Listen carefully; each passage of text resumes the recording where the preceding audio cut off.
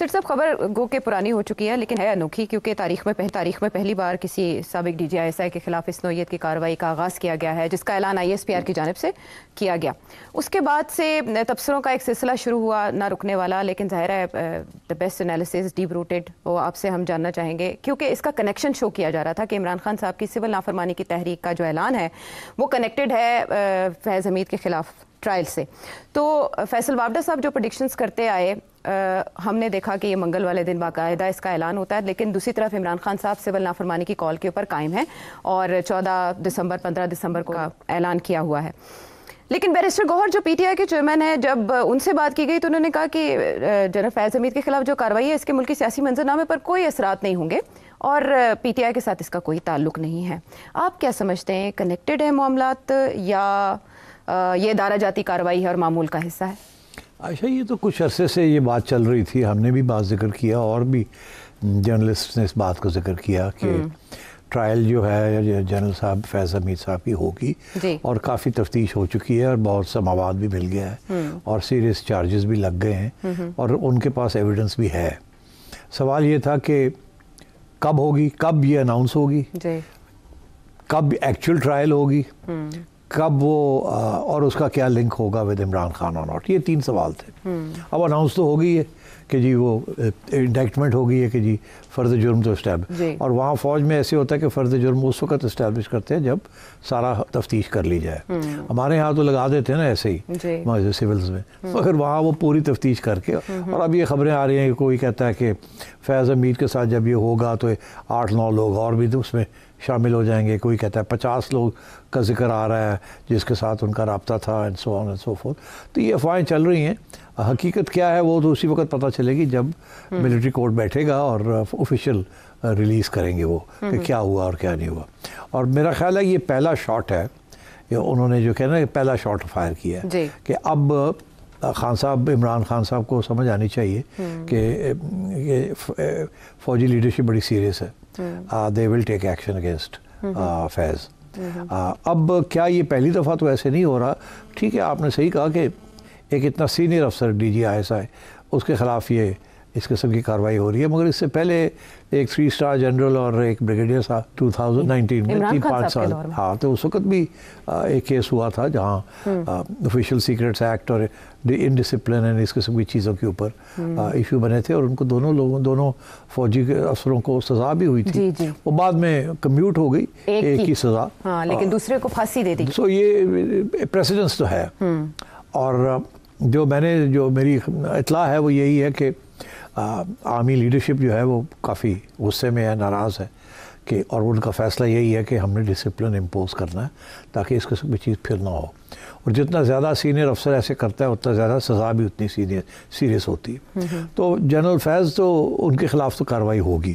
اب سوال یہ ہے کہ 2 قسم کی چارجز لگے ہیں، ایک یہ لگا کہ انہوں نے کرپشن کی، ایک یہ لگا کہ سیاست میں حصہ لیا اور آفیشیل سیکرٹس ایکٹ کو کی خلاف ورزی کی۔ دوسرا حصہ اس کا ہوا کہ عمران خان کے ساتھ جو تعلقات تھے اور مئی 9 انتشار اور بدامنی میں کے واقعات میں یہ جو سارا کچھ تھا اس میں ان کا کیا رول تھا تحقیقات میں، تو وہ ابھی انہوں نے کہا کہ اس کے اوپر تحقیقات ہو رہی ہے۔ اس کا اشارہ یہ ہے کہ اگر عمران خان لڑائی جھگڑے کے موڈ میں ہیں تو پھر ٹھیک ہے، پھر اس کی بھی پوری ہو جائے گی کھاتا، وہ بھی کھاتا کھل جائے گا، اور جیسے وہ کھاتا کھلے گا تو پھر خان صاحب کو بھی ان کی بھی ٹرائل جو ہے وہ بھی پھر فیض کے ساتھ ملٹری کورٹ میں ہوگی اور وہ بھی پھر کورٹ مارشل میں آ جائیں گے۔ اسی لیے اس وقت سچویشن بڑی ٹینس ہے، انہوں نے آدھا کام کیا آدھا چھوڑ دیا، ڈپینڈنگ آن کہ خان صاحب کا کیا رویہ ہے اب۔ اچھا، کیونکہ ان کی طرف سے تو یہ ہے نا کہ آپ معافی مانگیں آپ نے جو حرکتیں کی ہیں، ایڈمٹ کریں کہ آپ نے کیا ہے، غلط کام کیا ہے اور اس کی معافی مانگیں۔ خان صاحب کہتے ہیں ہم نے کیا ہی کچھ نہیں، تو ہم معافی کس چیز کی مانگے، ہمارا تو جمہوری حق تھا پروٹیسٹ کرنا جی ایچ کیو کے سامنے یا I S I had quarters کے سامنے یا کو کمانڈر ہاؤس کے سامنے، وہ ایسی باتیں تو انہوں نے کہی ہیں، تو وہ تو تسلیم کرتے ہیں کہ انہوں نے سارا یہ جو مئی 9 تھا اس کا سارا کچھ وہ تو تسلیم کرتے ہیں کہ ہم نے کیا ہے یہ، اور یہ بھی کہ وہ صحیح کیا ہم نے۔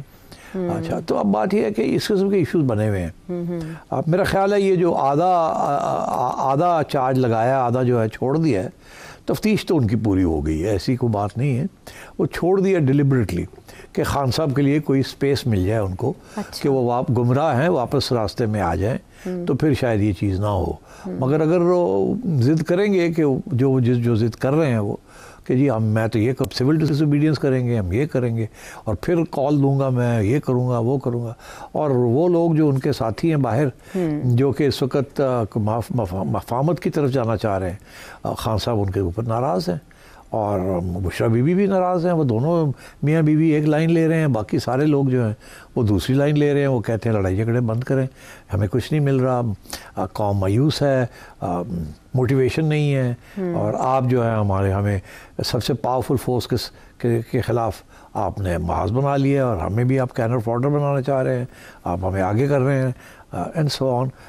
تو مطلب اس قسم کے ایشوز چل رہے ہیں. مائی سینس از دیٹ ابھی خان صاحب تیار نہیں ہیں سرنڈر کرنے کے لیے. آپ سرنڈر کہیں، سیاستدان کبھی سرنڈر نہیں کرتا. سیاستدان جو ہوتا ہے وہ راپروچمو کرتا ہے، وہ اپنے لیے اسپیس نکالتا ہے اور آگے بڑھتا ہے.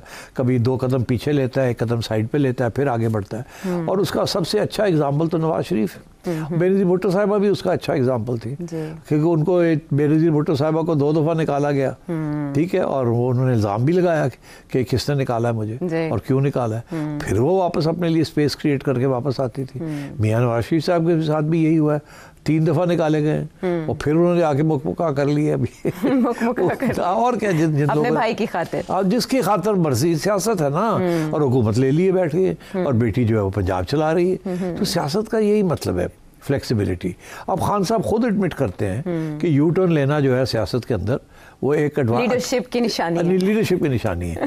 تو اب وقت آ گیا کہ وہ ایک اور یو ٹرن لے لیں تاکہ یہ پارٹی بھی بچ جائے، خان صاحب بھی بچ جائیں، اور جیسے کہتے ہیں نا لیو ٹو فائٹ انادر ڈے. مگر اگر وہ ضد میں اٹکے رہیں گے تو بہت نقصان ہو گیا پی ٹی آئی کا. کیونکہ دیکھیے نا کتنے لوگ، کتنے لیڈرز بن گئے اور کتنے ایک دوسرے کے گلے پڑے ہوئے ہیں. اور 99% جو ان کی لیڈرشپ ہے وہ اسٹیبلشمنٹ کے ساتھ لڑائی جھگڑے نہیں کرنا چاہتی. وہ سب ڈرو ہیں، وہ انقلابی نہیں ہیں. خان صاحب اب انقلابی بن رہے ہیں. ایک ایسا ماحول جو انقلاب کا نہیں ہے اس کے اندر وہ انقلابی باتیں کرنی شروع کر دی انہوں نے. اور یہی کنفیوژن ہوئی ہے سب کے ذہن میں کہ آپ چاہتے کیا ہیں. آپ اینٹی ایک شخص کے ہیں یا ایک ادارے کے خلاف ہیں آپ؟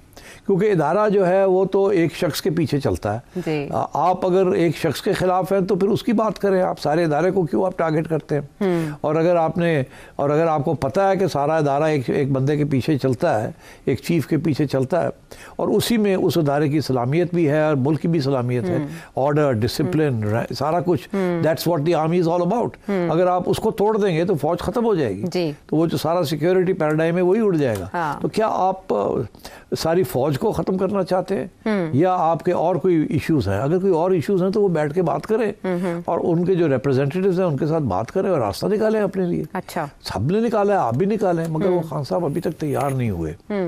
تو اس لیے یہ پرابلم بن رہا ہے. لیکن آپ نے